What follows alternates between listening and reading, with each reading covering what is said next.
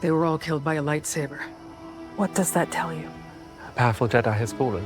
Spoiler alert, Qimir of the Acolyte has scars, and a new Sith Lord idea about him teases his real Star Wars roots. As seen in The Acolyte Episode 6, after his vicious Jedi massacre in the previous episode, Qimir brought Osha to his house on a secluded, unknown ocean world. Qimir is destined to be more than what he first seems, hinting at his background and his true nature. The suggestion is that Qimir wouldn't identify as a Sith even if he tells Master Soul in The Acolyte Episode 5 that the Jedi Order would call him such. Rather, in The Acolyte Episode 6, Qimir provides some crucial hints on his past involving both the Jedi and the Sith. Thus, Qimir's complicated background is probably connected to the distinctive scars that were visible covering his back in the most recent episode of The Acolyte. You speak as if you were a Jedi.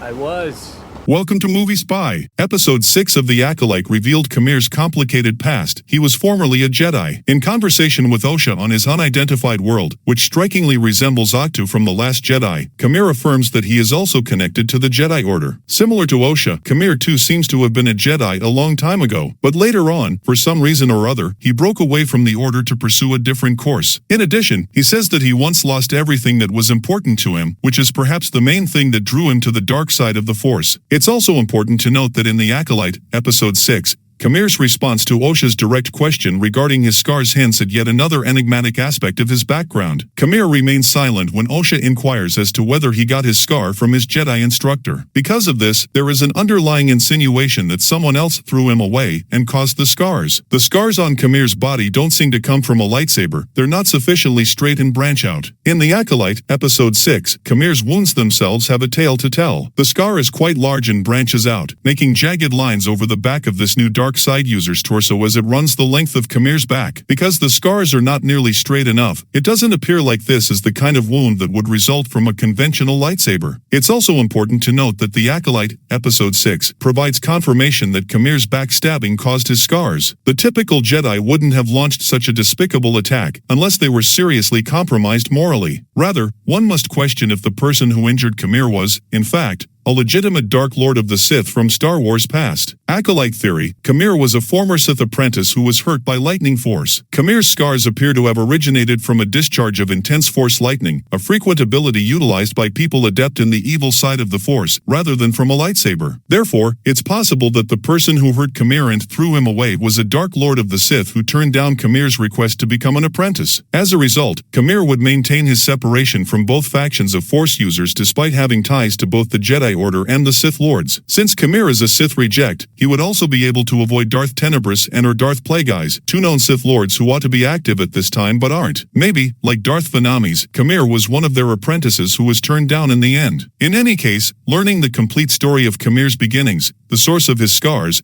and his true identity within the Star Wars canon should be really intriguing. It's quite unlikely that he is a conventional Dark Lord of the Sith at this point. Thanks for watching. I lost everything.